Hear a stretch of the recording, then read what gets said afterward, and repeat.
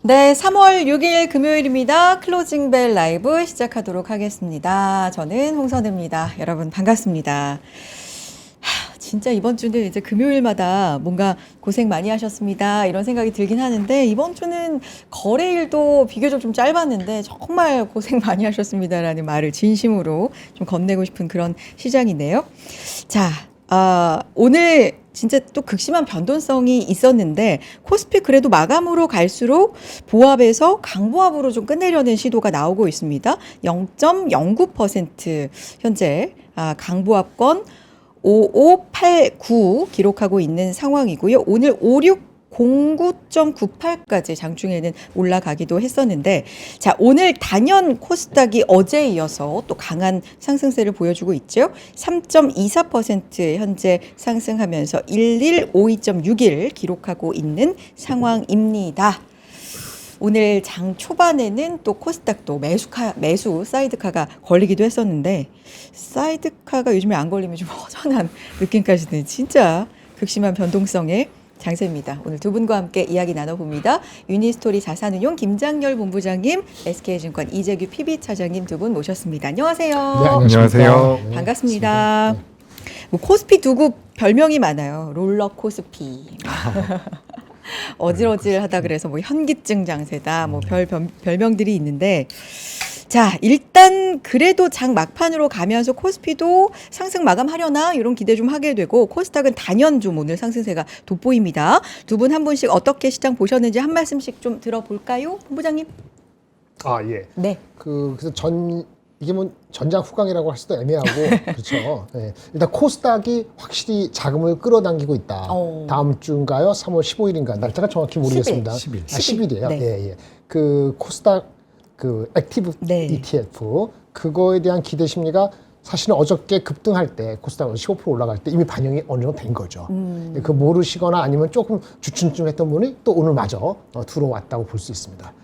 그래서 확실히 특히나 코스닥 같은 경우도 중간에 마이너스 테리토리 잠깐 갔었거든요. 그걸 이겨내고 이제 기관이 자금이 왔다는 거는 확실히 다음 주가 아주 큰 분기점이에요. 다른 게 특별히 진행이 안 되더라도 이게 셀드 뉴스가 될지 아니면 그 계기를 통해서 어떨지 이게 관건이 보여주는 게 오늘 이슈였고요.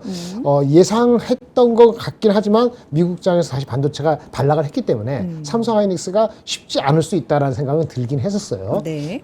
근데 그래도 개인들이 많이 사서 저가 매수에 동참하신 것 같아서 그래도 거의 뭐 1%대로 하락한다면은 개인의 힘에 의해서 선방했다 이렇게 말씀을 드릴 수 있겠습니다. 맨 마지막으로는 어쨌든 그저께 폭락하고 이제 이틀 동안 20% 빠지고 어저께 반등한 것은 심플리 주가가 너무 많이 빠졌다. 또 단기간에 너무 단기에 올랐다. 단기 오를 때 2, 3개월 동안에 올랐고 단기에 빠질 때 그거를 이틀 만에 그거를 상당히 토해냈기 때문에 떨어지고 나서 보니까 PER이 8배 간당간당하네. 그저께 PER 8배는 금융위기급으로 몰아가지 않는 한 거의 바닥에 맞다고 봐야 되기 때문에 거기에 대한 좀 안도감 내지는 이건 지키겠지 그런 심리가 있어서 코스피의 대형주를 개인들은 산 것 같아요. 어쨌든 결론은 아주 잠정 결론까지 말씀드리면 이제 전쟁이 단기로 끝날 수 있다는 게 확인이 되면은 또 불이나게 올라갈 겁니다. 근데 단기에 끝낼 수 있을지 없을지 여전히 모른다면 네. 하루 이틀 내지는 한두 주는 또 이렇게 흘러갈 수도 있어요. 그래서 짧게는 한 주 정도 더 갈 수 있고 그다음에 누구죠? 엔비디아의 GTC 컨퍼런스 네. 그게 이제 다 다음 주이기 때문에 다음 주 초반하고 또 후반하고 또 그거에 대한 기대감에 따라서는 코스피하고 코스닥하고 상황이 조금 바뀔 소지도 있다. 근데 결론적으로 어쨌든 간에 밸류가 너무 많이 빠졌다. 코스피는 이거에 대한 믿음이 있어서 잘 이겨냈다고 보여집니다. 물론 여전히 여지는 계속 있을 거라고 보여지고요. 외국인은 기본적으로 한국에 대해서 근본적으로 좀 과했다. 올라간 것만큼. 다시 들어가는 거는 확실히 유가하고 국채 수익률을 보고 환율을 보고 천천히라도 나중에 확인하고 들어가겠다는 생각이 외국인은 좀 더 팽배하지 않나 그렇게 보여지는 하루였습니다. 알겠습니다. 오늘도 외국인은 파는 그런 흐름이 나타났는데 뭐 이런 수급적인 얘기도 좀 해보겠고요. 아니 근데 채팅창에서 우리 본부장님 머리 헤어스타일 얘기가 참 많습니다. 뭐 어님도 10년은 젊어 보이시는 것 같아요. 와이님도 헤어스타일 시원하고 멋지다. 뭐 봄날님 장혜령 인물 최고다. 뭐 이렇게. 오늘 장이 오르긴 올랐나 보네. 그 밖에도 많은 분들이 네 본부장님 오늘 멋지시다고 그렇게 반가워해주고 계시고 자 코스피가 현재 0.43% 코스닥이 3.25% 빨간불인 가운데 우리 재규 차장님 시장 어떻게 보셨습니까?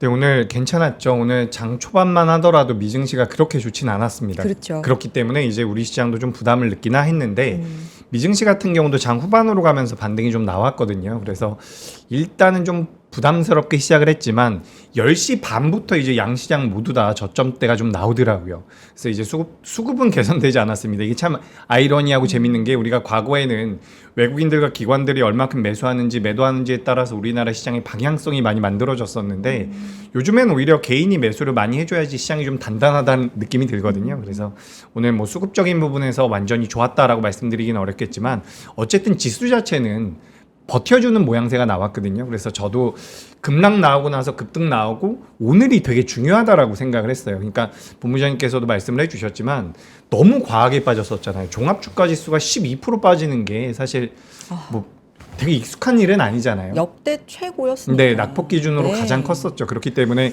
어떻게 보면 반발 매수가 들어오는 게 맞았고 급락이 나왔었던 과정에서 PER 같은 경우도 8배 초중반까지 밀렸던 과정이기 때문에 이제 뭐 밸류를 기반으로 해서 투자를 하고 있는 기관들이나 외국인들 같은 경우 들어올 수밖에 없었다라고 보여져요.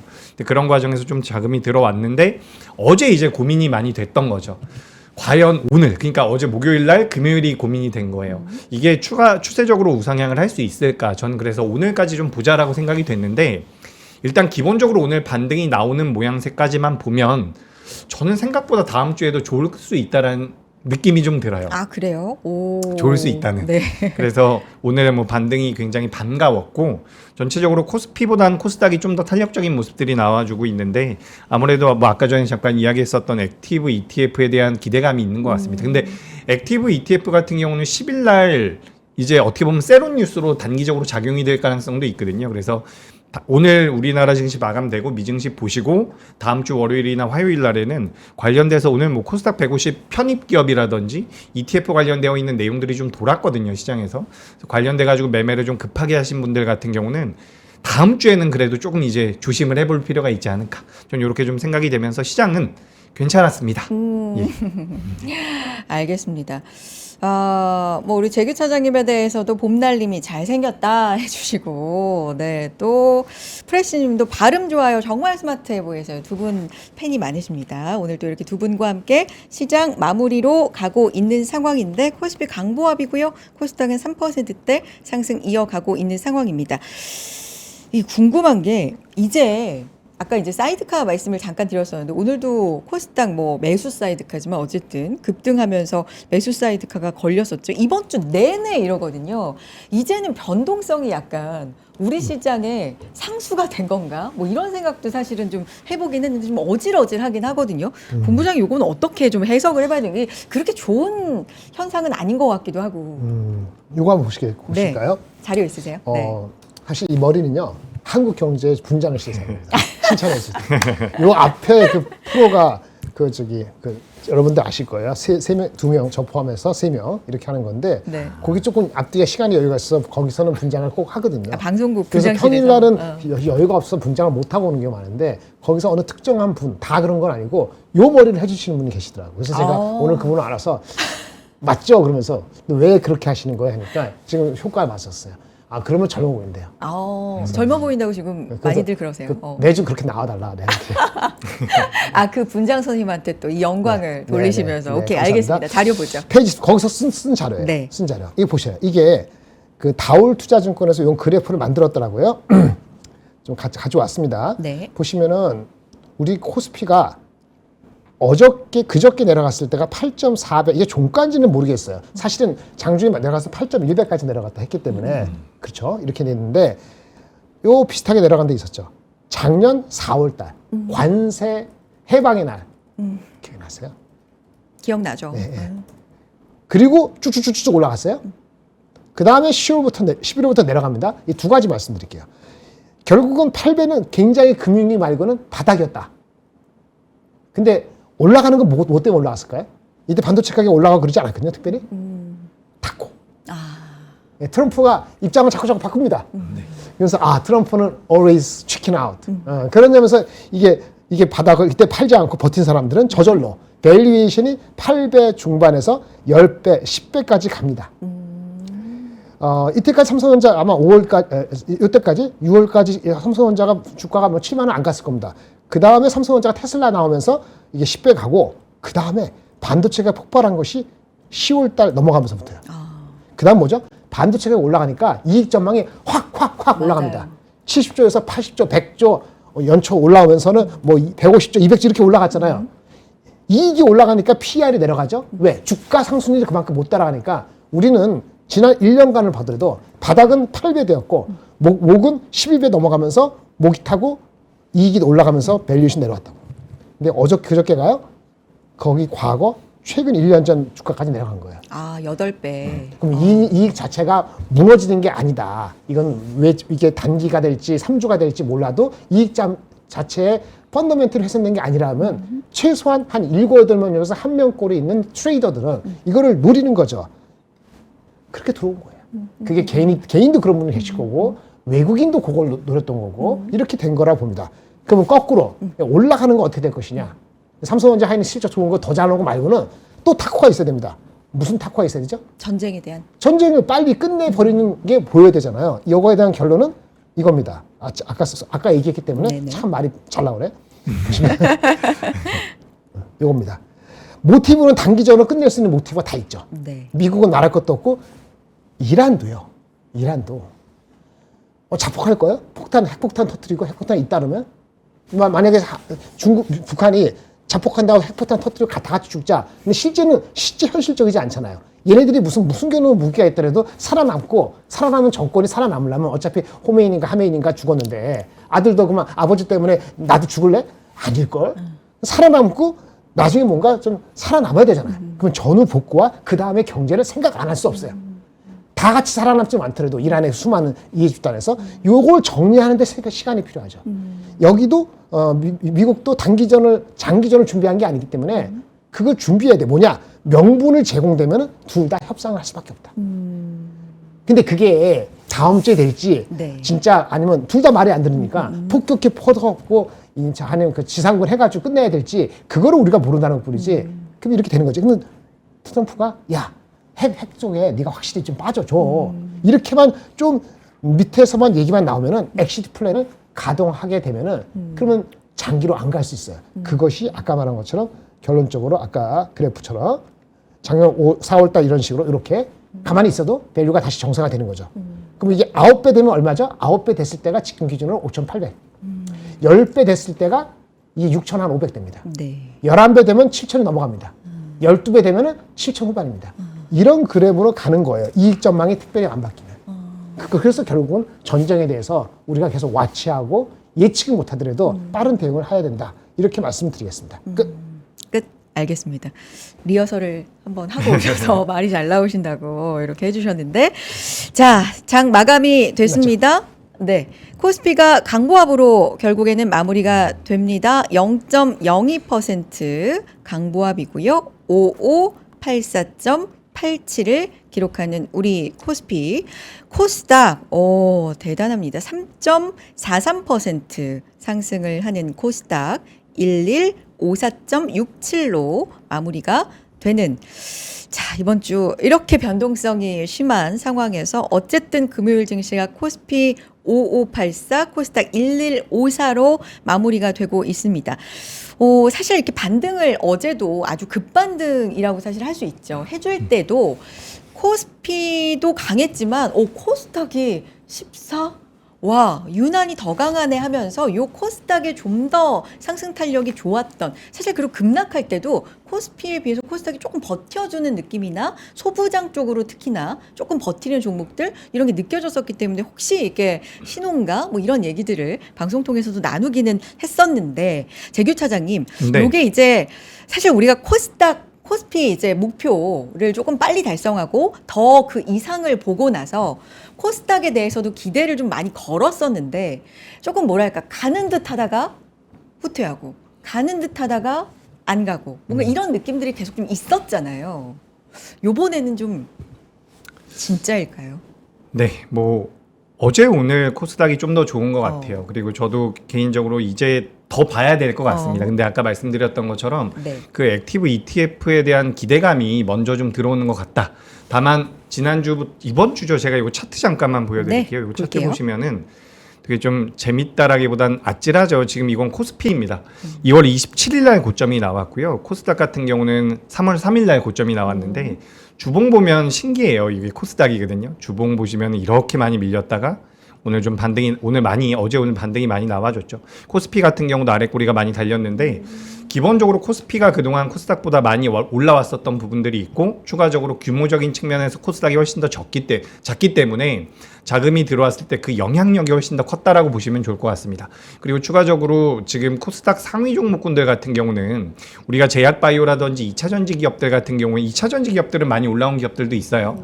하지만 전체적으로 코스피를 이끌어왔었던 반도체와 자동차와 그 아랫단에 있는 금융주들보다 많이 못 올라왔었던 업종이기 때문에 어떻게 보면 이게 가격적인 메리트가 있었다라고 말씀드리긴 어려워요. 우리가 실적을 기반으로 한다면 가격적인 메리트가 있었다라는 말씀을 드리긴 어렵지만 그래도 상대적으로 많이 못 올라왔었던 쪽에 대한 관심이 생기는 게 아닌가라고 생각이 됩니다. 그렇지만 다음 주가 좀 중요할 것 같아요. 네. 다음 주에 만약에 또 이제 물량들 나와주면 코스닥 같은 경우 변동성이 하방으로 크게 나올 수도 있거든요. 근데 참 애매합니다. 코스닥이 제가 왜 그러냐면 코스피는 아까 전에 본부장님께서도 잠깐 말씀해 주셨지만 우리가 뭐 PER 기준으로 많이 이야기를 하잖아요. 여기 보시면은 아까 전에 PER 우리나라 9배 기준으로 지금 5,800포인트라고 이야기를 하시는데 네. 우리가 최근 5년 동안 한국의 PER을 보면 9.6배거든요. 그러니까 평균적으로 우리가 받았었던 밸류보다도 내려와 있는 상황입니다. 게다가 실적도 좋아진다라는 이야기가 나오고 있는데 코스닥은 그렇진 않다라는 거예요. 그렇기 때문에 제가 애매하다라는 말씀 드리는데 주가라는 것은 어쨌든 이런 기세가 또 많은 영향을 미치기 때문에 네. 수급적인 부분에서 코스닥에 대한 외국인들의 매수가 좀 이어진다면 그래도 저는 긍정적으로 보여지지만 다음 주엔 좀 주의를 해야 된다. 다만 오늘 6거래일 만에 외국인들이 코스닥에 대한 매도가 나왔거든요. 네. 그래서 제가 말씀드린 대로 ETF에 대해서 기대감이 들어왔다가 미리 좀 빠지는 물량도 있지 않을까. 그래서 주말 지나고 나서 환율과 그리고 뭐 유가 이런 거 안정되는지 여부에 따라서 다음 주에 코스닥에 대해서 좀 더 강하게 베팅을 할 수 있을지 여기에 대한 판단이 좀 설 것 같습니다. 수급 말씀해 주셨으니까 수급도 한번 정리해 드리면 코스피, 코스닥 모두 오늘 개인이 산 거죠. 네, 코스피 시장에서 개인이 3조 7천억 원 넘게 순매수, 외국인이 2조 4천억 원 넘게 순매도, 기관도 같이 팔았습니다. 1조 4천억 원 넘게 순매도 나왔고요. 코스닥 시장에서는 외국인 매도가 나와서 4,500억 원, 4,600억 원 정도 외국인 매도. 외국인은 오늘 코스피, 코스닥 선물 시장에서 모두 순매도로 찍히고 있는 상황인데 사실 이제 요 부분이거든요. 본부장님께도 같은 네. 질문 드리면서 요 수급적인 것도 좀 한번 체크 부탁드리고 싶은데 코스닥을 이제 진짜로 이제 네. 코스닥이 좀 더 탄력이 이번 주 좀 괜찮았는데 그렇죠. 반등할 때 네네. 다음 주도 좀 이제부터는 진짜 좀 기대해 볼 만한 건지 아까 네네. 뭐 액티브 ETF 말씀도 해주셨는데 그렇죠. 그런데 코스피도 그렇고 코스닥도 그렇고 외국인 수급은 이제 좀 시원치 않게 좀 빠져나가고 뭐 이런 네. 부분들 지속적일지 보십니까? 여부는 네. 장담하기 어려울 것 같습니다. 코스닥의 지속 여부. 네네. 아. 그거는 외국인이 지속 여부죠. 일단은 코스피 아까 이게 장기화 될지 단기로 끝날지 애매모호하게 지리멸렬하게 만약에 며칠이나 한두 주 더 간다 하면은 그럼 뭔가 아웃풋을 알파를 먹기 위한 생각들 개별 종목이 됐든 뭐 하긴 할 때는 어차피 수치보다는 탄력 있고 수급이 몰리는 곳에 같이 가서 먹고 싶어 하거든요. 기관도 마찬가지고 외국인도 마찬가지인데 기관은 그렇게 모습을 확실히 보인 거고 오늘까지 외국인은 어저께인가 많이 산 거잖아요. 그렇게 상태인데 10일 날 발표되고 나서 어떻게 할 거냐면은 월요일이고 더 올라가잖아요. 그럼 제 생각에는 한 번 정도는 눌림목이 있지 않을까 싶어요. 그러니까 펀더멘틀적으로 특별히 밖에서 올라간 주식이 없지 않겠지만 상당 부분이 좀 이렇게 내러티브로 올라간 성향이 있습니다. 그리고 외국인이 지금 코스닥의 비중을 지분이 얼마나 있는지 모르겠어요. 코스피는 한 34%인가 얼마 갖고 있는데 코스닥을 얼마나 지분이 모르겠는데 제가 어디 보니까 코스닥에 대한 지분율을 누가 보내줬더라고요. 오늘 아침에 그러니까 어저께까지 같은데 코스닥 지분을 외국인은 10.7%? 10.7% 갖고 있대요. 맞나 모르게 누가 증권사에서 보내니까 10.7%. 근데 과거 5년 평균이 얼마냐면 9.5%예요. 그러니까 이미 과거 평균보다는 코스닥은 오늘 좀 파는 게 좀 높아요. 근데 만약에 이게 더 관라면은 이 코스닥 그 액티브 펀드의 유용성을 떠나서 기본적으로 코스닥 활성 정책에 대한 지속성에 대해서 얼마나 의미를 부여할 것이냐에 달려 있습니다. 그러니까 ETF가 그 활성화 정책은 아니잖아요. ETF 활성화 정책 맞습니까? 뭐 액티브 ETF를 출시하는 것이 활성화 정책인가? 일종의, 네. 그러니까 근본적으로 활성화 정책이 과거에 이런 게 있었어요. 예전에 네. 27년도에도 코스닥 활성화 정책이 있었다고 합니다. 연말 정도에 27년 11월 달에 어떤 운동 하겠다. 그때 나온 것이 뭐 자금 조달 어떻게 하고 기관 투자에 전용 펀드 하고 특례 상장 개선하고 뭐 어쩌고저쩌고 우리 얘기한 것도 나와가지고 그 당시에 외국인 지분이 한 10% 초반 정도였다가 피크를 갔을 때 28년 어느 시점에 한 15%까지 14점 몇 프로까지 올라갔다고 합니다. 그러니까 그런 전례를 봤을 때는 이번에도 만약 지속성에 대한 것은 결국은 활성화 정책에 대해서 외국인이 동참하느냐 여부가 되는 거거든요. 그래서 만약 그런 게 된다면 될 수 있는데 17년, 18년을 돌아보면은 장 자체도 나쁘지 않았어요. 그래서 여기 보시면은 코스닥 그래프 볼까요? 이거 한번 보실래요? 네. 이거 한번 보실래요? 같이 봐요. 네. 이 코스닥이거든요. 네. 여기 27년도 주가 많이 빠졌을 때 그 언제라고요? 27년도 17. 연말 17년도 아, 그래서 17년도에 네. 그 코스닥 활성화 정책이 나온 것이 11월에 나와갖고 네. 실행된 게 1월달에 시행된 것 같거든요. 네. 확 올라갔죠. 예. 한 봄까지 갔었네. 아마 이렇게 올라갈 때 외국인도 동참을 했던 것 같아요. 활성화 정책이 단기라더라도 의미 있게 전달된다면은 네. 지금 비중이 평균 9.5에 대비했을 때 10.5, 10.7이면은 아직 많이 벗어난 건 아니긴 하죠. 그래서 그래 들어오면 갈 수도 있어요. 근데 지금은 장이 매크로 환경이 갑자기 그 전쟁이나 터졌기 때문에 그 효과가 얼마나 희석이 될지가 모르겠어요. 그러니까 지금 매크로 지금 전쟁이 있는 상태 않은 상태에서 만약 활성화 정책에 대해서 외국인이 늦게라도 들어오면은 코스피가 이미 5,600, 700 간 상태에서 외국인도 코스닥밖에 없다 싶어갖고 매크로 신경 안 쓰고 코스닥 들어가서 한번 먹자 옛날에 기억도 있고 하면은 뭐 1,500까지 가는 데 있어서 외국인도 동참해서 끌어올릴 수도 있다고 보여지는데 매크로가 전쟁이 딱 있었기 때문에 이게 그렇게 한 3개월, 4개월 또 이렇게 올라가게 만드는 쭉쭉쭉 가는데 이게 동참이 되는 것인지 아니면 이게 어떤 ETF는 아바리가 뭐 코스피가 힘드니까 여기서 한 뭐 1, 2주 하고 한 달 가다가 또 4월 달쯤 돼가지고 1분기 실적 나올 때 다시 패대기 칠지 그것까지 예측하는 건 쉬워 보이지가 않은 거고요. 제가 이렇게 어렵게 말씀드리는 게 뭐냐면은 반도체 소부장이 많이 올라갔잖아요. 맞아요. 저번에 말씀드렸는데 뭐 그저께 10% 빠진 거가 정당하다는 건 아니지만 오르고 오늘도 많이 했잖아요. 진짜 고를 종목이 만만치가 않아요. 그러니까 왜냐면 미국이나 이런 쪽의 밸류에이션보다 우리가 삼성전자 하이닉스는 미국의 밸류에이션보다 30%에서 50% 더 디스카운트 된 거거든요. 마이크론이나 샌디스크. 근데 장비는 평균이 우리가 아마 상단으로 따지면 한 20% 이상 프리미엄 받고 있을걸요. 그래서 20배 이하가 저 안에서 없어요. 미국이 지금 엔비디아가 낮고 엔비디아가 22배고 그 반도체잖아요. 걔네들이 또 뭐 있을까요? 브로드컴이 오늘 올라서 33배예요. 그러니까 평균이 30배가 안 된다고요. 근데 우리는 웬만한 것들이 이제 26배, 30배 되기 때문에 미국보다 우리가 싸지가 않아요. 반도체 소부장이. 네, 소부장 계통이. 근데 하이닉 삼성전자는 다른 거죠. 여기에 좀 어려움이 있는 거예요. 그래서 그런 걸 땡겨서 이미 올라간 상태이기 때문에 외국인이 더 들어올 룸이 과거 전례를 봤을 때는 한 11%만 2, 3%더 있다고 보여지고 기관이 오늘 보면 기관이 여기서 먹겠다 이런 심정을 가지고 만약에 몇 주 하면은 뭐 그 코스피가 좀 쉬어도 코스닥은 혼자 갈 수도 있어요. 근데 그게 얼마나 갈지 코스피가 쉬는데 코스닥이 여기서 15% 이렇게 갈 수 있을까? 쭉쭉? 네, 그거에 대해서까지는 연장하는 건 저는 약간은 보류입니다. 그 밸류로 봤을 때 약간 최근에 올라간 뭐 소부장들을 봤을 때 밸류 면에서 보면은 오히려 반도체 탑2보다 조금 비싼 것도 있다. 그래서 여간에서 좀 고르기가 쉽지 않다라는 의견이신데 이 부분 좀 받아서 오늘 코스피가 강보합에서 그래도 마무리가 됐는데 삼성전자 하이닉스가 각각 1.7%, 1.8% 차장님 빠졌거든요. 네. 반도체 탑2가 이렇게 빠졌는데 그래도 코스피 강보합마가 뭔가 다른 것들이 이제 힘을 내줬다는 거잖아요. 네, 그죠. 특징적이었던 업종들, 뭐 종목들 좀 짚어주실까요? 지금은 갑자기 두산 에너빌리티가 또 변동성을 많이 보이네요. 네. 두산 에너빌리티 같은 경우 2시 전후로 해서 변동성이 많이 커졌는데 네. 뭐 지금 에너지원에 관련되어 있는 관심도 굉장히 큰 것 같아요. 오늘 원전이 괜찮았죠. 네, 원전도 괜찮았고 이제 태양광이나 풍력에 대한 관심도 많이 올라가고 있는 것 같거든요. 그래서 이제 그 아랫단에 있는 종목들 한화 에어로스페이스도 많이 올라왔고요.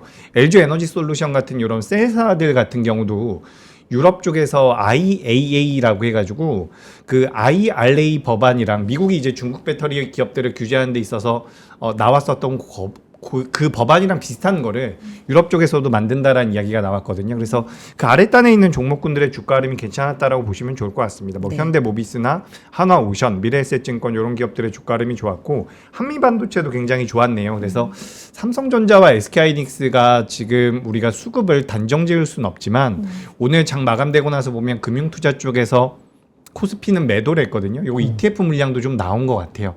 그래서 지금 이제 코스닥 쪽으로 넘어가려고 하는 그런 빠른 자금들이 어느 정도 있지 않나라는 생각이 들어서 삼성전자와 SK하이닉스는 ETF에 대한 영향을 받아서 좀 조정을 받은 것 같고 그 아랫단에 있는 종목들 같은 경우는 상대적으로 많이 못 올라온 부분들이 있어서 버텨준 것 같다.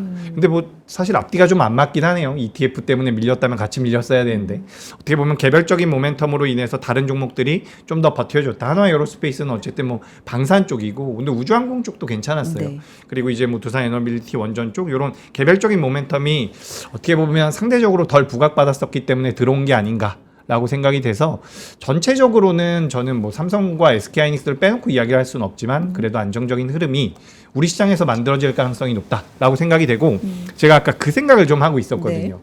코스닥에 대해서도 저도 이제 뭐 실적이 많이 나오지 않는다. 제가 예전에도 2025년도에 우리나라 코스닥 전체 기업들이 벌어들이고 있는 이익이 영업이익이 연간 기준으로 10조 내외라고 말씀드린 적이 있잖아요. 근데 이런 생각이 문득 드네요. 어떤 생각이 드냐면 지금 우리가 코스피 같은 경우도 주인, 수급의 주인은 개인 투자자죠. 만약에 코스닥 쪽에 대해서도 어느 정도의 좀 더 오버슈팅이 나와가지고 주가가 쭉쭉쭉 올라가면 개인 투자자분들이 만약에 물밀듯이 들어올 가능성도 저는 있어 보이거든요. 그러면 그때는 코스닥이 정말 좋은 시세가 나올 겁니다. 그래서 외국인들과 기관들이 우리나라 코스닥을 사주는지 여부도 중요하지만 개인 투자자의 이런 수급의 연속성을 좀 볼 필요는 있지 않을까. 다만 이거는 굉장히 위험할 수가 있는 거는 개인 수급으로 인해서 코스닥이 올라가면 뭐 코스피 같은 경우는 밸류가 받쳐주고 있는 상태이기 때문에 밀리더라도 어느 정도 하방 경직이 나올 수가 있는데 코스닥 같은 경우는 밀리면 그때는 굉장히 위험할 수가 있거든요. 저는 개인적으로 지금은 아니라고 생각을 해요. 그렇기 때문에 일단은 개인 수급으로 인해서도 코스닥이 좀 더 좋아질 수 있다라는 의견을 드리는데 나중에는 조심할 필요가 있지 않을까라고 생각이 돼서 코스닥에 대해서도 간단하게 말씀을 드려봤습니다. 결국에는 우리 개인분들이 또 코스닥 쪽으로 어떻게 또 갈 것 같아요. 올려줘야? 자금이 좀. 그러니까 어제 그제부터 해서 이제 그 코스닥 10일에 출시되는 액티브 ETF 얘기를 참 많이 하게 되는데 요게 이제 시장에서 요런 종목들이 들어갈 거야라고 추측하는 예측하는 것들이 이미 좀 들었죠. 그죠 있는 상황이고 어제 15%가 괜히 올라갔어요. 그렇지 않습니까?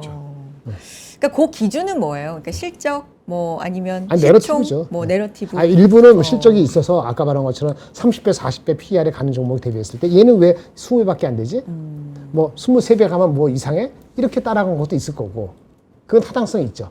갭 메우기. 근데 처음에 많이 달린 것들 그 주가는 앞당긴 측면이 있는 거죠.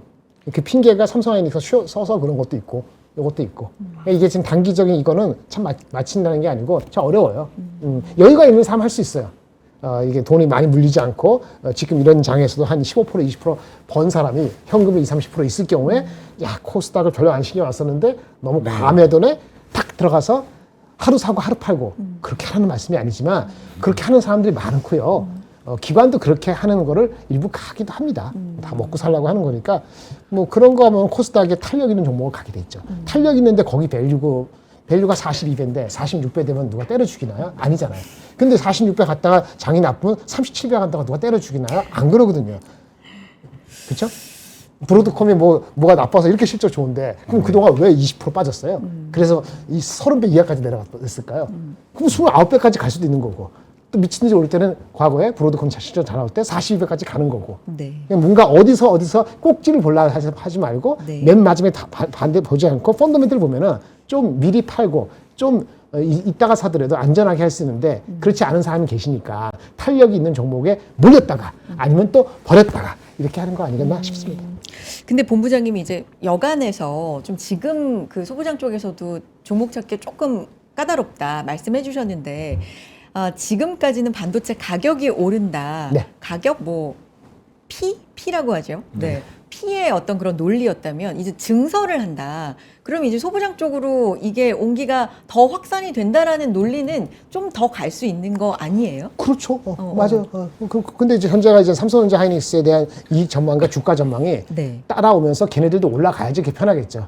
삼성전자 하이닉스가 만약에 여기 주가에서 한 5% 올라가다 마는 듯 하다가 실적이 발표됐는데도 10% 15% 올라가지가 않고 애매하게 하면서 밸류에이션이 여전히 6배, 여전히 4배 이런 식으로 만약에 가면 안 되겠지만 4월 가서도 그렇다고 하면은 그때까지 한 달 동안에 코스닥을 먹었는데 그러면 그 다음부터는 코스닥이 계속 오를까요? 그러니까 그런 게 있기 때문에 그게 어려운 겁니다. 그 투자를 한다는 거, 삼성전자 하이닉스가 투자를 하는 거니까 코스닥이 가는 건 맞아요.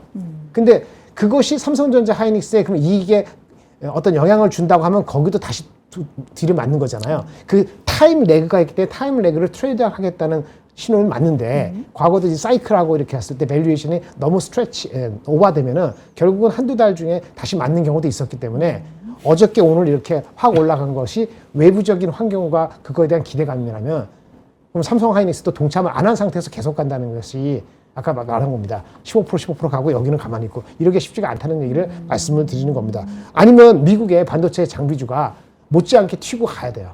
미국 장비주는 왜 생각보다 못 갈까?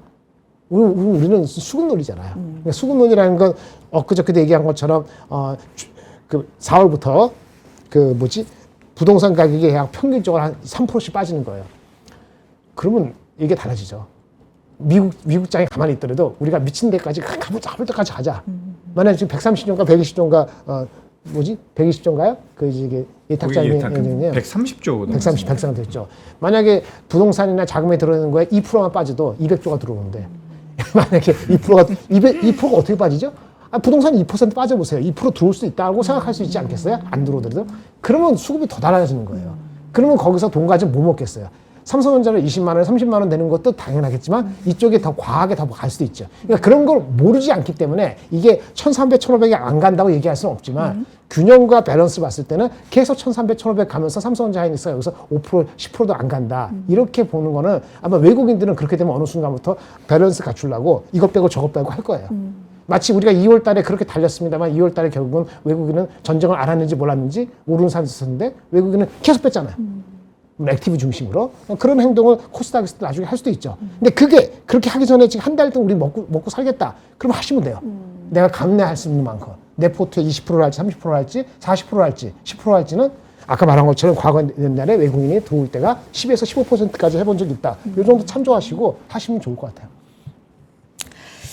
알겠습니다. 반도체 소부장단에서 오늘도 눈에 띄는 것들은 원이큐엔시 이런 것도 20% 이상 갔고 두산테스나 10% 이상 올라갔고요. PSK 9% 이상 상승을 했고 PSK 홀딩스도 7% 이상 올라갔고 이런 종목들이 좀 많이 보이는데 HPSP도 6% 이상 상승한 이런 것들도 좀 눈에 근데 띄고요. 그거보다 또 네. 방산을 어떻게 쫓아갈 것이냐 말 것이냐. 그것도 한번 여쭤보고 그다음에 싶습니다. 어느 정도 만약에 유가나 다른 것이 의미가 있으면은 안 좋은 시나리오가 전개될 수도 있는가. 그것도 미리 한번 생각해보는 이런 것도 중요할 것 같아요. 지금부터 화제를 던져주셨으니까 그 얘기 좀 해볼까요? 방산 얘기 좀 해보도록 하죠. 오늘 방산 계속 괜찮아요. 이게 우리 시장 조정 받을 때 같이 이렇게 떨어졌다가 잘 가는데 천공투 중동 국가 줄 섰다 이런 이슈는 계속해서 나오고 있고 방산 그래서 본부장님 네. 던져주셨으니까 어떻게 보시는 거예요? 이게 방산이 마찬가지인데 단기로 끝날 가능성이 있는 순간에 바로 내려갈 겁니다. 전쟁이. 그렇죠. 지금 LIG하고 한화 시스템하고 한국 뭐였죠? 하나 에어로스페이스 이거는 천궁2 이것 때문에 간 거잖아요. 천궁2가 원래 미드레인지 지대공 미사일이거든요. 천궁2 맞죠? 미드레인지 M 레인지 미드레인지인데 거기에서 익스포저가 가장 많은 것이 LIG가 훨씬 많고요. 그 다음에 이제 한화 시스템, 한화 에어로스페이스는 상대적으로 미드레인지에서는 좀 적어요. 그래서 주가가 LIG가 날아갔던 거고요. 만약에 조금 시세를 높으면 이게 미드레인지가 아니고 롱레인지 이렇게 되면 거꾸로 됩니다. 그때는 한화 에어로스페이스가 익스포저가 훨씬 많아요. 그러니까 여기도 한쪽이 너무 많이 가면 한쪽 균형 맞추기 이렇게 돼야 되는데 그게 어저께 상황이었는데 오늘은 보니까 균형을 맞춰 가더라고요. 그래서 미드레인지 복잡하게 얘기 들었지만 지금 제 화면 잠깐 보여주시면은 요거 네. 본부장님 말씀하신 거랑 좀 비슷해가지고 네네. 좋아요. 제 화면 같이. 잠깐 네네. 보여주시면은 비슷할 것 같습니다. 여기 보면 요게 롱 레인지 말씀하시는 거죠. 그래서 맞아요. 한화 에어로스페이스 있고 이게 LIG 넥슨 같은 경우 네 맞아요. 이게 비중을 차지하고 있다 이렇게 좀 보시면 될 것 같아요. 두 분의 호흡 너무 좋습니다. 이렇게. 제가 자료는 또 많이 가져오고 근데 그 외국인이 가다가 언제 파느냐 했는데 아까 말한 것처럼 이렇게 단기전 끝날 수 있다? 그러면 5% 빼는 거 아무것도 아닙니다. 그런데 오늘 왜 왔다 갔다 하고 어저께도 파는 사람이 있었고 사는 사람이 있었냐면은 이게 정유주하고 좀 다른 게 있는 거죠. 정유는 만약 숏으로 만약 끝나잖아요. 그럼 유가 다시 바로 내려갈 거 아니에요. 85로 89 갔다가 바로 내려올 거란 말이에요. 숏으로 끝나면. 근데 무기는 다 쌌잖아요. 리필해야죠. 사야죠. 채워놔야지. 리필할 게 있다는 것 때문에 그래서 좀. 그래서 파는 사람 팔고 사는 사람 사고 치고받고 하는 것 같아요. 그리고 리필을 누구한테 하느냐? 이번에 LIG 천국이 입증했다면서요. UAE에서. 요격률도 뭐 90몇 % 나오고. 그게 하드 팩트가 나오면서 하니까 그럼 리필 거 우리나라가 빨리빨리 해야 되네. 우리가 잘하니까. 그러니까 지금 애널리스트가 갖고 있는 포캐스트라는 것은 이런 상황을 전혀 반영 안 한 옛날 포캐스트이기 때문에 그 포캐스트가 얼마나 올라가냐에 따라서 밸류에이션이 엄청 무시하게 밸류에이션이 비싼 60배, 70배인지 아니면 그래도 수용할 수 있는 40배, 50배인지 그 가늠이 될 때까지 갈 수도 있는 거예요. 그렇게 보면서 이게 원래는 40배 넘어가면 분명히 프라피티킹이 났는데 이게 이 전망이 이 15% 20% 더 올라간다는 가정까지 여러 사람이 해가지고 집단 지성을 해서 올라갔다 그러면은 지금 LIG가 아마 목표 주가가 80몇만 원이 있었을 거예요 최근 나온 게. 근데 오늘 어저께 사이 치고 가고 이렇게 하잖아요. 이제부터 엄청 공방이 되겠지. 그 애널리스트 목표 주가가 이게 충분히 반영된 건가 아닌가. 만약에 더 가면은 이제 프로피틱 하는 사람이 있을 것이고 왜 되냐? 아무리 우리 한국이 좋아도 뭐 라인 메탈이게 됐건 아니면 또 라인 메탈은 지대공 미사일이 아니지만 또 다른 나라에 있는 그 방산 업체가 비교했을 때 걔네들이 40배를 넘지가 않거든요. 아니 간밤 미장에서는 그렇게 방산이 미국 시장 내에선 좋지가 못했는데 그리고 밸류도 우리가 훨씬 높아요. 그러니까 우리 소부장의 일부 40배, 50배 나오는데 미국에 40배, 50배 없어요. 장비주에서. 그러니까 그런 식으로 하기 때문에 어느 시점에 대해서는 그걸 부담 느끼는 사람이 있을 거예요. 하지만 리필된다는 스토리가 계속 하는 한 그런 동안에는 붙어 있는 사람들이 계시겠죠. 그러니까 이제 공방전한 이 상태에서는 유감스럽게도 저는 어떻게 하라. 긍정적으로 그런 말씀을 추가적으로 드리기는 어려울 것 같습니다. 여기에서는 이 시점에서는 알겠습니다. 차장님 의견도 좀 듣고 싶은데 네. 재규 차장님께서는 제 기억에 이제 다른 방송에서 같이 얘기했을 때 2월 한 20곧 경에 방산주 좀 얘기해 주신 적이 긍정적으로 있으셨고 네. 그 전쟁 이슈 불거지고 나서도 제가 요 시간에 이런 질문 드렸던 것 같아요. 방산이냐, 뭐 정유냐, 아니면 해운이냐, 그때 이제 같이 움직였던 것들인데 네. 그랬을 때 방산 좀 긍정적으로 말씀해 주셨던 것 같은데 그러면은 이렇게 올라왔는데도 계속 봐도 되는지 지금 이 시점에서 여쭤본다면 어떠세요? 네, 이게 어쨌든 이벤트로 인해서 주가가 폭발적으로 올라왔다라고 보여지거든요. 네. 제가 찾아보니까 그 앵커님이랑 2월 23일 요때 좀 방송을 할 때 제가 LIG 넥슨을 말씀을 드렸거든요. 제가 지금 막 LIG 넥슨 찾아보면서 깜짝 놀란 게 LIG 넥슨이 어제 종가 기준으로 시가총액이 16조입니다. 근데 제가 그때 방송을 준비하면서 무슨 생각을 했었냐면 LIG 넥슨이 당시에 시가총액이 10조였어요. 그래서 우리가 수주잔고가 20조가 넘어가기 때문에 LIG 넥슨을 좀 보면 좋겠습니다. 당시에는 이제 지정학적 리스크가 이렇게 얻어 걸릴 줄은 몰랐죠. 근데 그런 내용들이 시장에 좀 있었기 때문에 제가 눈여겨봤었던 부분인데 지금 이제 어제 종가 기준으로 시가총액이 16조입니다. 그래서 이제 주가가 많이 올라왔다. 단기적으로 60%가 올라왔기 때문에 여기서 더 건다라고 말씀드리긴 좀 어려워요. 그래서 단기적으로 조정이 좀 나올 것 같습니다. 다만 저는 살짝 이제 방산 쪽에 대해서는 이번에 이 사태를 겪고 나서 저는 오히려 좀 더 높은 점수를 주고 싶거든요. 그러니까 우리나라 기업들이 어쨌든 기술력이 많이 입증이 됐고, 추가적으로 아까 전에 뭐 본부장님께서도 말씀해 주셨지만 우리나라 기업들의 지금 PER과 뭐 영업이익을 고려해 본다면 저평가라고 볼 수가 없어요. 근데 3분기와 4분기 그리고 2027년도에 예상이 되고 있는 영업이익을 땡겨서 계산을 해보면 ROE나 영업이익률적인 측면에서 외국 기업들보다 우리나라 기업들이 좀 더 매력적으로 보일 수가 있습니다. 물론 지금 주가가 많이 올라온 LIG 넥슨은 주가가 올라온 부분들을 고려해 본다면 메리트가 좀 떨어질 수가 있겠지만 올해 3분기와 4분기 그리고 내년까지 생각을 해봤을 때는 우리나라 기업들이 나쁘지가 않다. 근데 지금 가만 보시면 아시겠죠. 시장의 분위기가 전쟁이 끝난다라고 하면 쭉 빠질 것 같은 느낌도 저도 들어요. 하지만 이게 뭔가 실질적으로 기업들이라는 것은, 산업이라는 것은 수치가 찍히면, 성장을 하면 그 내용들이 주가에 반영이 되잖아요. 그래서 저는 우리나라 기업들이 더 성장할 것 같아요. 그러니까 외형 성장이 본격적으로 진행이 될 가능성이 높다. 우리나라 기업들이 작년과 올해 많이 부각이 됐었던 내용들, 작년과 재작년에 방산주들이 많이 부각이 될 때 폴란드라든지 유럽 쪽에 대한 수주 소식들이 많았거든요. 네. 근데 중동 쪽에 대한 모멘텀을 받아가는 것도 맞는데 중동 쪽에서 받고 있는 요 모멘텀들 같은 경우는 수익성이 더 좋다라고 해요. 그래서 저는 이번 요 사태를 통해서, 그러니까 우리가 그러잖아요. 러시아와 우크라이나 전쟁 발발한 지 지금 4년째거든요. 근데 이게 끝이 아닌 시작이라는 표현들을 많이 하시더라고요. 방산 쪽에서 대해서 이제 저명한 분들이 나오셔가지고 이게 글로벌 정세 자체가 바뀌고 있다. 그렇기 때문에 군비에 대한 투자는 이어질 가능성이 높고, 이번에 우리나라 기업들의 이런 기술력이 증명이 됐다라고 한다면 단기적으로 올라온 부분들은 부담이 되지만 하반기로 가면서 멀티플 자체를 더 높게 받을 가능성도 있고, 그런 부분들을 고려해 보면 저는 방산 쪽은 생각보다 좀 더 길게 보셔도 매력적일 수 있다. 저는 그렇게 생각하고 있습니다. 약간 같은 결이지만 조금 의견은 두 분이 방산에 대해서는 조금 갈리는 부분도 있는 것 같습니다. 네, 여러분 또 다양하게 들어보시고 LIG 하나 참고해 말씀드릴게요. 보시고. 네, 좋아요. LIG가 지금 네. 컨센서스 기준으로는 오늘 기준으로 50배예요. 올해 기준. 그럼 만약에 내년도 이익이 땡기잖아요. 내년도 이익이 한 25%, 30% 올라가면은 30배 후반에서 30배 후반 정도 나와요. 그러면 이 주가가 얼마까지 과거에 갈 때 갔냐면은 그 주가가 어디서 목을 딱 맞았냐면은 40배 가면 목을 맞았어요. 그러니까 내년도 이익을 땡겨서 하면은 여기서 지금 봤을 때는 한 10%?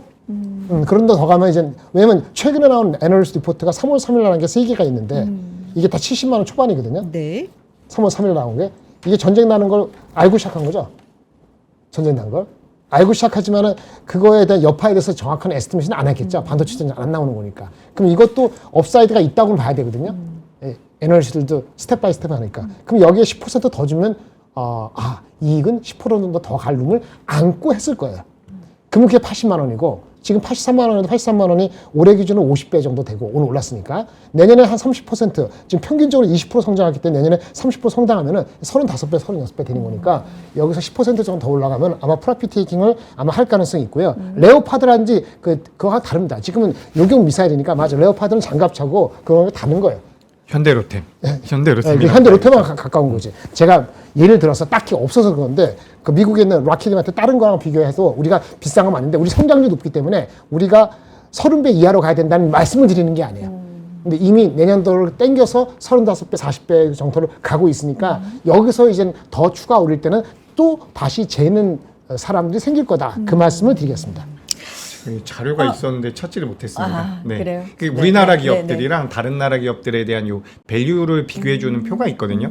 제가 나중에 기회가 되면 좀 보여주세요. 말씀드리고 싶고, 아까 전에 우리 코스닥 이야기 잠깐 해가지고 네, 제가 네. 여기 추가적인 코멘트를 드려보자면, 코스닥이 지금 예전에 NH투자증권에서 나왔었던 레포트 기준으로 우리나라가 이제 PER 기준으로 많이 올라갔을 때 38배까지 올라갔다라고 이야기가 되거든요. 그렇게 한다면 38배가 많이 올라간 건지 많이 올라간 건 아닌 것 같고, 38배 정도 수준에 대한 밸류를 준다면 코스닥 기준으로 1300포인트까지 열려 있다라고 해요. 그래서 그런 부분들은 좀 고려를 해보시고, 우리가 뭐 3000포인트 간다라고 제가 말씀드리는 게 아니라 코스닥 같은 경우도 자금이 좀 유입이 되면 이런 상승 여력은 남아있다, 이렇게 좀 말씀드리겠습니다. 1300포인트 말씀해 주셨고 아까 본부장님께서 던져주신 화두 중에 유가 얘기가 있었으니까 그것도 한번 짚어보고 가겠습니다. 오늘 사실 정유주는 빨간불을 켠 종목보다는 파란불 켠 종목들이 좀 더 눈에 띄긴 하거든요. 뭐 S-오일 3.7% 하락, 흥구석유 같은 경우도 15.6% 하락 뭐 이렇게 좀 보이고 있는데 유가는 간밤에 미국 시장에서도 영향을 줬던 게 이제 WTI가 80달러를 넘어섰다. 뭐 이런 부분이 좀 있었습니다. 트럼프 대통령이 유가 그냥 오르면 오르는 대로 둔다. 뭐 전쟁 끝나면 안정 찾을 것이다. 이제 이러다가 재무부 쪽에서는 유가 안정에 대해서 대책을 하루 안에 내놓을 것이다. 뭐 이런 얘기하면서 좀 기대감도 있으면서 낙폭을 줄이는 이런 상황도 주가 낙폭을 줄이는 상황도 좀 있었고 그 요즘에 차 기름 넣으러 가면은 많이 오르긴 했더라고요. 그리고 그렇죠. 경유 가격이 거꾸로도. 휘발유보다 더 비싸졌더라고요. 저도 어떻게 된 거예요? 깜짝 놀랐는데 어쨌든 유가 얘기 화두로 던져주셨으니까 네네. 본부장님 어떤 포인트 지금 봐야 무슨 돼요? 포인트 말하냐면 우크라이나 전쟁 상대하고 지금 상황하고 네. 좀 비교를 한번 한 표가 있는데 네. 페이지 2페이지 네. 그쪽 방에서 하면은 그러니까 득달처럼 난리가 쳐가지고 제가 힘들어. 다른 쪽. 이거 아까 한 머리 올린데. 여기는 그래도 우호적인 분이 계시니까 좀 마음을 놓고 괜찮아요. 득달해도 저 인조하니까. 네. 일단 2022년도 2월 24일 날 우크라이나 전쟁이 발생했습니다. 그리고 나서 원유가 무려 35%가 채 열흘이 안 돼서 올랐어요. 야. 35%. 요거 하나 기억하시고요. 그리고 미국의 10년물 국채가 1.7에서 2.3. 퍼센트 와이즈는 요거로 하면 요게 아니고 0.5% 얘기 아니고 퍼센트 와이즈 이것도 30% 이상 올라간 거예요. 단기. 그리고 결국은 이것이 그렇게 나중에 안 빠졌을 거예요, 많이. 그래서 주식 시장은 어떻게 됐냐? 인플레 우려, 그리고 이때 금리도 인상했습니다. 파월 있을 때, 바보처럼. 그래갖고 주가가 연초 대비했을 때는 25% 정도, 저점까지는 25%. 코스피도 28% 빠졌고요. 2월 24일 날, 2월 말 기준으로 해갖고 연말하면은 이게 더 중요하겠죠? 우리나라가 20%, 미안합니다. 우리나라가 18%, 미국이 20% 빠졌어요. 인플레 우려하잖아요. 유가가 이런 레벨로 올라가면은 이번에도 예외가 될 수 있을까라는 고민이 됐는 거죠. 꼭 그렇게 또 되는 건 아니죠. 평행 이론처럼 안 되는 건데 30% 올라가면 얼마죠? 우리가 70불 이하였지 않습니까? 얼마 전까지? 그럼 90불 넘어가는. 그러니까 90불 정도 넘어가면은 이미 게임이 끝난 거야. 반은 끝났다 봐요. 90달러. WTI 기준으로. 그러니까 80불 후반대 정도 돼서 내려오지 않고 하루 이틀 머무는 게 아니고 쭉 간다. 그럼 90불은 이제 다음 주다. 그러면 아마 주가가 나쁘게 반응을 할 여지가 있습니다. 그렇다고 해서 저번에 5천 위험했던 그런 레벨, 그건 다른 문제고, 어쨌든 이게 그런 인디케이션을 주는 거라는 거예요. 근데 중요한 건 유가가 올라가는 게 중요한 게 유가가 올라가서 인플레가 우려되는 거잖아요. 그렇죠. 물가가. 인플레가 우려되면 금리를 인상할 수도 있다는 생각이 들잖아요. 그렇죠. 그 10년물 국채가 같이 움직이는 게 중요하거든요. 그 트럼프 대통령 이제 정부 네. 미국 정부가 네. 이 국채 금리를 진짜 그렇지. 신경을 쓰는 거잖아요. 그래서 WTI는 그래 단기적으로 30% 가서 80불, 90불 갖다 찹시다. 네. 유가도 막으려고 여러 가지 하고 뭐 비축료 내놓고 네. 뭐 그다음에 걸프 다른 그 지금 기업한테 OECD한테 저기 오페크한테 막 하라고 하겠죠. 근데 그거 불구하고 10년물 국채를 잡으면 되잖아요. 그래서 과거랑 다른 게 있죠. 뭐냐? 이걸 볼까요? 요거. 트럼프 정부가 하라는 거는 금리 인하 효과를 내려는 거죠. 금리 인하를 하면 좋은데 금리 인하를 못하는 상황이면은 아까 인플레가 오르면 금리 인하를 못하게 되잖아요. 그쵸. 그런데 효과를 내는 방법은 감세를 하거나 은행을 규제를 확 완화하면은 그러면 어느 정도의 효과를 내고 그렇게 해가지고 끌고 갈 수 있다. 그러면 장기채가 조금은 영향을 덜 받게 만들고 단기채 발행은 해야 되는데 자꾸 뭔가 발행을 해야 되잖아요. 돈이 없으니까. 단기채는 스테이블 코인으로 가고 장기채는 규제 완화로 가면서 금리 인하가 되면 좋겠지만 금리 인하 못 하더라도 시장이 붕괴, 확 빠지는 거를 최대한 막으면서 갈 의도와 그런 가능성이 있지 않은가라는 것이 22년도 상황하고는 다르다. 유가가 올라간다 하더라도. 그 포인트에서는 유가 올라가는 거 30%, 이게 만약 국채 금리가 이거 올라가면 얼마인지 아세요? 5.3%. 이제 4.1%인데 5.3%면 난리가 나겠죠. 그렇죠. 근데 그거를 막는 수단이나 노력을 한다면 유가 정도만이 실질적인 어떤 그 임팩트 아닐까라는 생각이 드는 거죠. 그거는 와치하셔야 돼요. 한 90불 정도. 그렇게 봅니다. 이 국채 금리가 계속 오르는 데는 물가에 대한 우려도 있지만 그죠. 이게 전쟁이 지속되면은 비용이 그렇죠. 어마어마하게 나가는 거니까 국채를 발행할 것이다라는 장기 부채. 인식도. 근데 단기로 있는 떼우고 거예요. 장기를 하는 거 방법은 아까 규제 완화하고 채권을 누가 사게 만들어야 되잖아요. 그런 거를 은행의 규제를 완화해가지고 SLR 규제 완화해갖고 장기채는 민간이 사게 하겠다는 그 원래 계획이 있었잖아요. 그 계획이 만약에 이런 문제가 되면은 그걸 빨리 시행하겠지. SLR 해가지고 하는 거 민간은행 사요. 독려하고 장기채는 막아놓고 단기채는 스테이블 콜로 막아놓고 이게 딱딱 떨어지는 건 아니지만은 그 시기 한다 하는 거를 이번에 그걸 할 수도 있기 때문에 이 4년 전에는 그런 수단이 없었다고요. 지금은 그런 수단이 있다고 보는 거기 때문에 유가 올라가는 임팩트만큼 국채가 올라가서 품으로질 거라 얘기를 못 하는 거고요. 근데 이거 진짜 국채를 못 막고 가면은 금리가 올라가면 문제가 되는 거는 그러면 일파만파가 됩니다. 그러면 이렇게 되는 거야. 이 앞에 나온 거죠. 월가 덮친 1조 8조 원이나 숨어있는 뭐죠? 사모신용.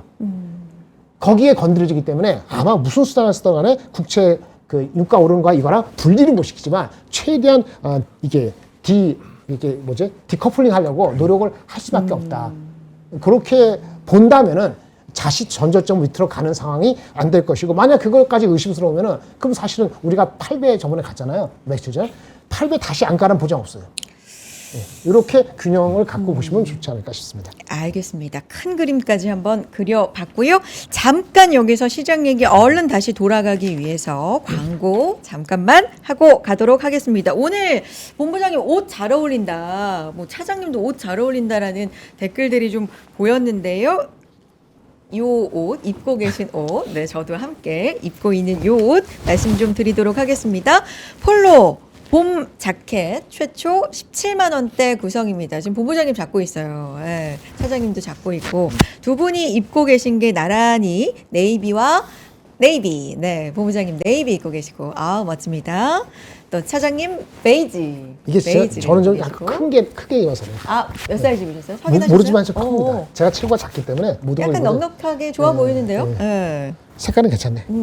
차장님 어떠세요? 저는 잘 이게 어울리는데? 사이즈가 네. 몇인지 모르겠어요. 오. 제가 그냥 아까 입어가지고.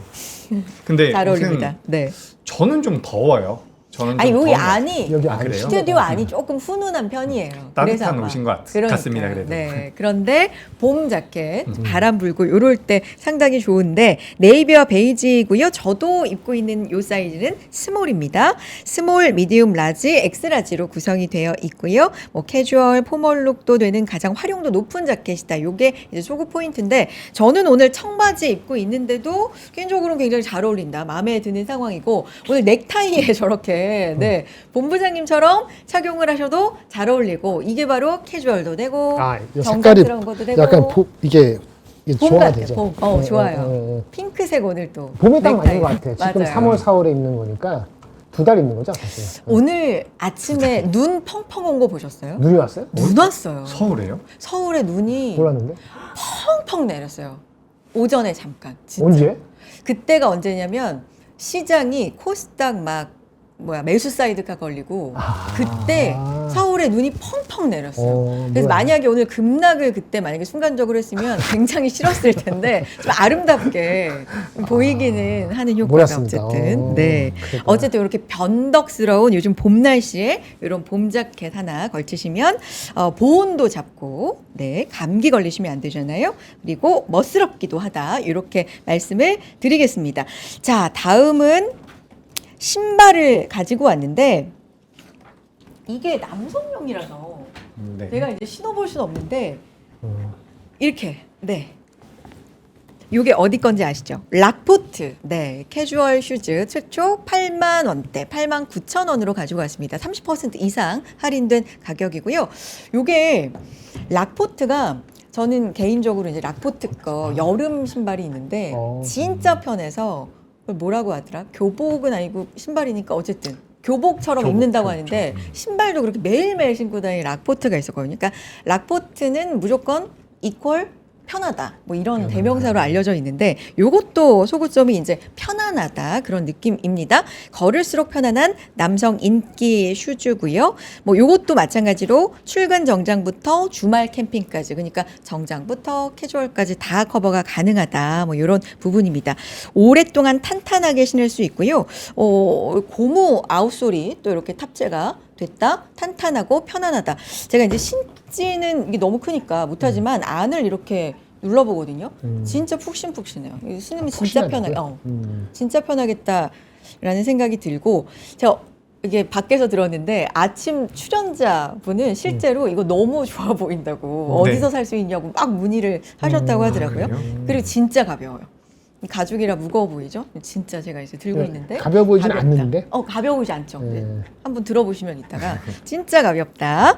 자, 락포트 8만 원대 구성까지 옷부터 신발까지 저렴하게 이렇게 위에서부터 아래까지 봄 채비해 보셔도 좋을 것 같다. 오케이, 여기까지 광고하도록 하겠습니다. 시장 포인트 이어가 보도록 하죠. 우리 증시가 이렇게 좀 관심을 확실히 이제 세계에서 많이 받다 보니까 전 세계 곳곳에서 우리 한국 증시에 대한 이렇게 뭐랄까 말, 분석, 참견 뭐 이런 것들이 좀 나오는데 그래서 오늘 사실 라이브 이제 제목을 저희가 마이클 버리 뭐 이렇게 달아놨기 때문에 많은 분들이 뭐 버리 얘기를 해주시는데 이게 요거거든요. 잠깐 제 화면 보여주시면 롤러코스터 코스피 종말 징후 뭐 빅쇼트 주인공의 섬뜩한 경고 뭐 이런 거예요. 코스피 급등락 뒤에는 뭐 기관들 투기 거래가 있고 이게 종말의 징후고 뭐 수년간 외면받은 시장인데 최근에 모멘텀 트레이더들이 들어왔다는 뭐 결정적인 신호다 그러면서 불길한 사태 전조를 시사한다 뭐 이렇게 얘기를 했는데 마이클 버리는 뭐 얘기도 원래 많이 하고 잘 요즘은 못 맞춘다 이게 대세 아니에요? 그죠. 많이 못 맞추죠. 저는 이제 네. 저 마이클 버리가 하는 이야기를 네. 가끔씩 귀담아 듣거든요. 근데 이번엔 굉장히 기분이 나쁜 게 뭐 수년간 외면됐던 시장을 본인이 뭐라고 저렇게 퍼마한지 모르겠고 사실 뭐 우리나라 어쨌든 시장이 이분 나름의 분석은 있겠지만 그죠. 그분 나름의 분석이 있겠지만 네. 지금 이제 우리나라 시장에 대한 성격을 좀 생각을 해봐야 될 것 같아요. 그러니까 지금 개인 투자자들의 유동성이 많이 들어와서 움직이고 있다라고 하는데 제가 잠깐 차트 한번 보여드릴게요. 좋아요. 이렇게 좀 설명드리면 네. 좋을 것 같습니다. 그러니까 여기 한번 보세요. 이거 일본의 니케이거든요. 네. 갑자기 제가 왜 일본 니케이로 왔냐면 일본에서 밸류업 정책이 나왔을 때가 2013년, 14년 요때입니다. 네. 이때 일본의 니케이 지수가 10,000포인트였어요. 근데 여기 차트가 이제 많이 압축이 돼서 그렇지 2만 포인트가 어디냐면 여기거든요. 그러니까 여기가 10,000포인트인데 여기가 2만 포인트입니다. 100%가 오른 거예요. 우리나라 같은 경우도 뭐 작년에 3,000포인트 안 되는 자리에서 6,000포인트 넘어왔죠. 근데 지금 일본 5만 포인트, 6만 포인트까지 올라왔거든요. 그러니까 이 밸류업 프로그램이라는 것이 어쨌든 우리나라 시장에 대한 체질을 바꿀 수 있다라고 저는 생각을 해요. 그런 관점에서 본다면 우리나라가 밸류업 프로그램을 시작을 했고 정부에서 정책적으로 계속해서 우리나라 시장에 대한 육성책을 내놓고 있고 뭐 나중에 뭐 정책이 또 바뀐다면 모르겠지만 현재는 우리나라 국민들이 투자할 수 있는 여러 가지 루트 중에서 주식시장이 저는 개인적으로 가장 매력적이어 보이거든요. 그래서 일본 증시를 우리가 벤치마킹했었던 부분들이 있고 예전에 우리 밸류업 프로그램 처음 시작했을 때 그런 이야기 나왔어요. 일본이 밸류업 프로그램을 했을 때 시장이 많이 올라갔는데 그때 누리지 못했던 외국인 투자자들이 우리나라 시장에 관심을 가질 것이다. 근데 저는 지금 당장에는 물론 AI라는 반도체라는 삼성전자, SK하이닉스라는 기업들이 잘하는 것도 있지만 구조적인 변화가 일어날 가능성도 전 있다라고 생각을 하거든요. 그런 관점에서 본다면 뭐 마이클 버리가 저보다 훨씬 더 대단한 분이지만 이거는 어떻게 보면 언젠가는 맞을 것 같아요.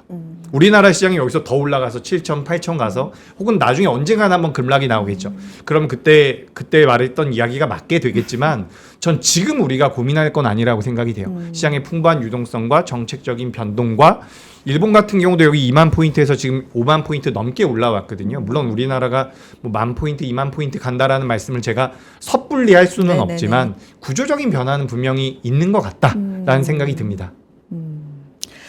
알겠습니다. 그만큼 우리 시장이 좀 관심을 많이 받고 있는 것 같아요. 최근에 변동성이 뭐 워낙에 심하고 뭐 심장 약한 사람에게는 부적절하다 한국 증시가 이게 또 짐 비앙코라는 월가 베테랑 비앙코 리서치의 대표가 또 얘기를 했다고 하는데 어쨌든 좀 관심을 많이 받고 있는 건 이러나 저러나 좀 사실인 것 같습니다.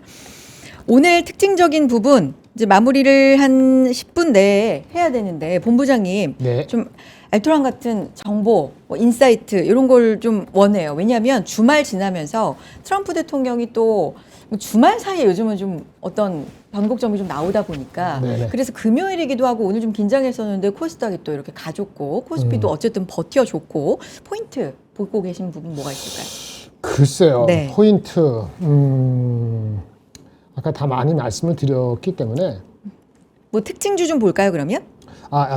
여기 이제 댓글 나온 것 중에서 한두 가지만 답을 드리고 좋아요. 지금 그거는 오늘의 한마디 비슷한 걸로 저가 마감을 하고 넘겨드리려고 생각하고 있습니다. 일단은 그 현대로텀이 밸류에이션은 가장 싼 게 맞아요. 네. 그런 이제 전차 그거 하는 거잖아요. 라인 메탈하고 비슷한 거기도 하고 탱크니까 좀 다를 수도 있겠다. Anyway, 그 로템은 밸류에이션 싼데 이게 또 공백이 있어서 지금 어떤 수주라든지 오도가 딱히 당장에 나올 게 없어서 그런 것 같아요. 근데 이런 걸 꾸준하게 모으는 사람도 있죠. 예.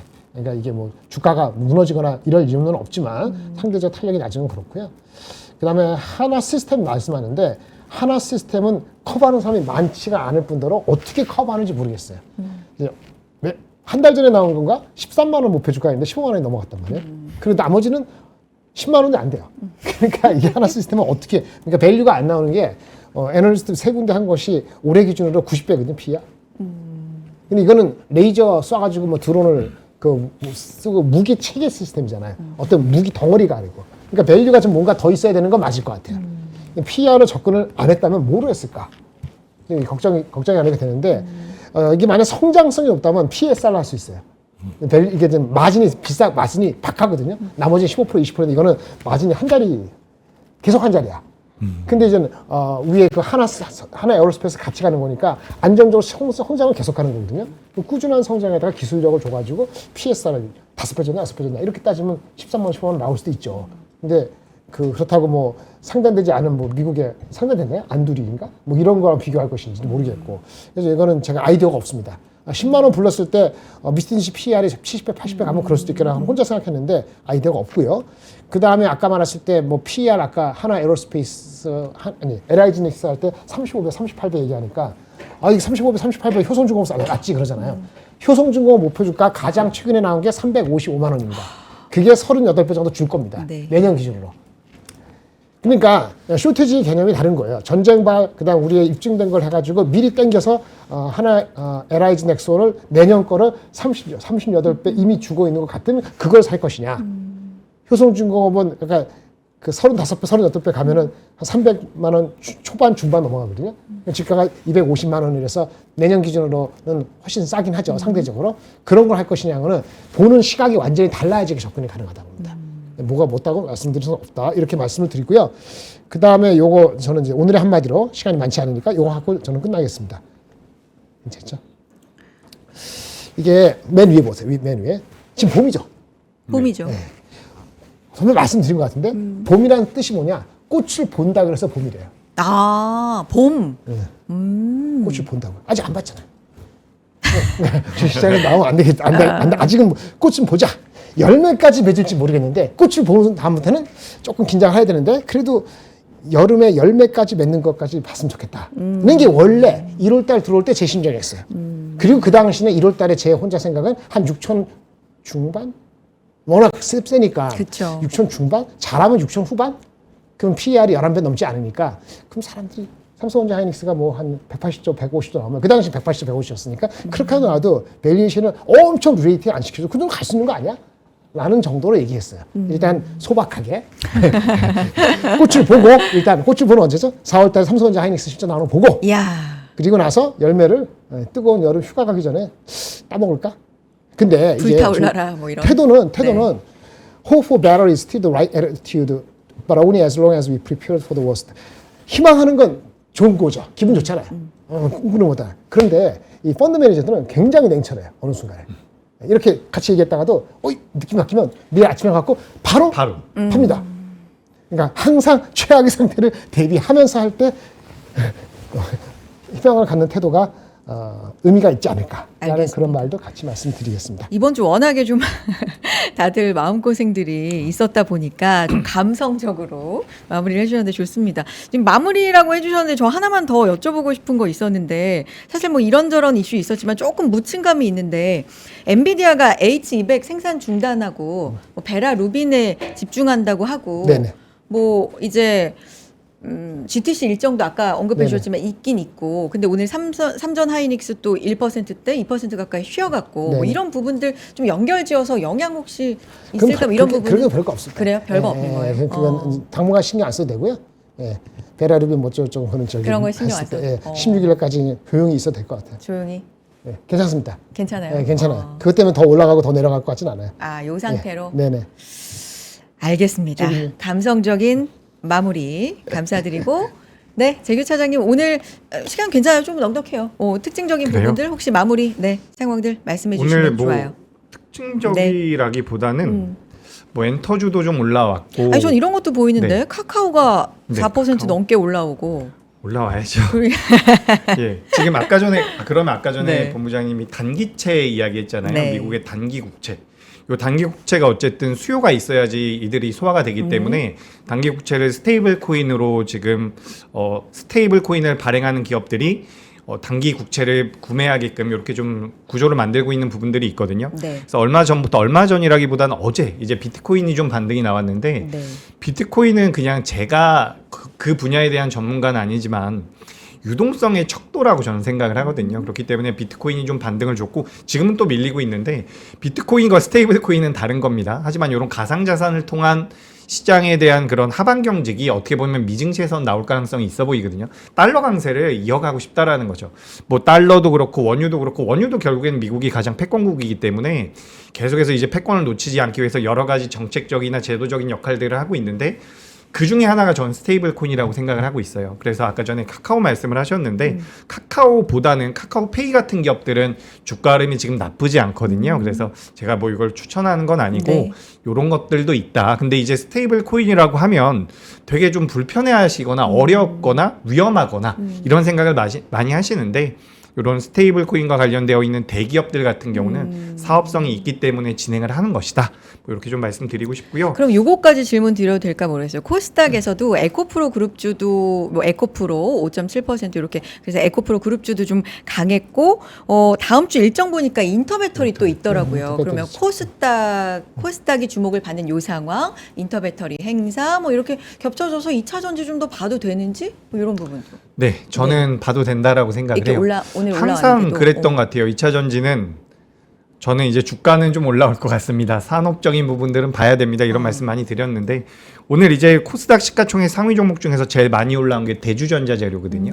요게 이제 태양광 관련돼서 페로브스카이트인지 그냥 태양광인지 모르겠는데 거기랑 엮여서 움직임이 나왔는데 원래는 우리가 2차 전지 쪽에도 대주전자 재료 이야기 많이 했었거든요. 근데 지금 대주전자 재료뿐만 아니라 2차 전지와 관련되어 있는 기업들이 전반적으로 오늘 반등이 잘 나왔어요. 지금 보니까 뭐 레이크 머티리얼즈 같은 경우도 10% 정도가 올라왔네요.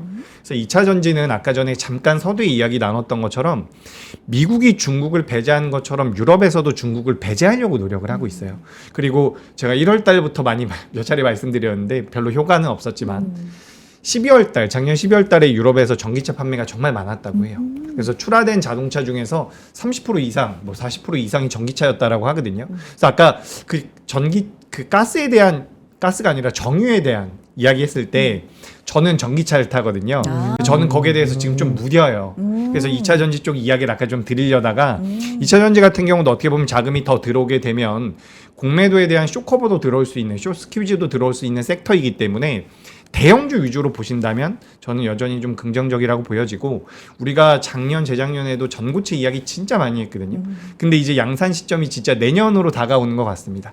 전고체와 관련되어 있는 기업들 같은 경우도 좀 봐보시는 것도 괜찮을 것 같다.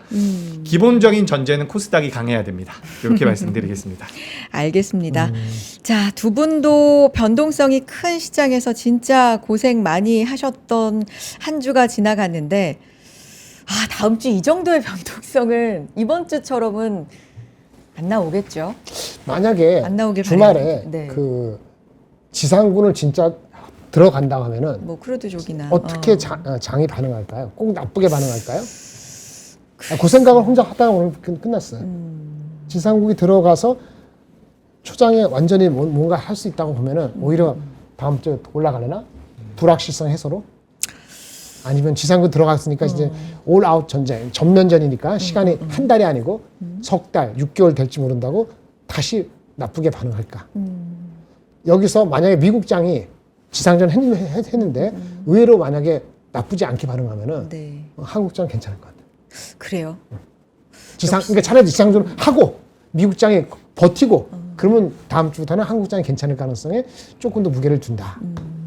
저는 개인적으로 이렇게 보고 있습니다. 알겠습니다. 오늘 두 분 가운데 개별 그 방송 있으세요? 저 있습니다. 이재규 차장님 저 아직 계시군요. 주제를 못 정했습니다. 어떤 얘기든 오늘 또 자세하게 해주시고 잘 듣도록 하겠고요. 두 분과는 또 다음 주에 인사 나누도록 하겠습니다. 고맙습니다. 네, 고맙습니다.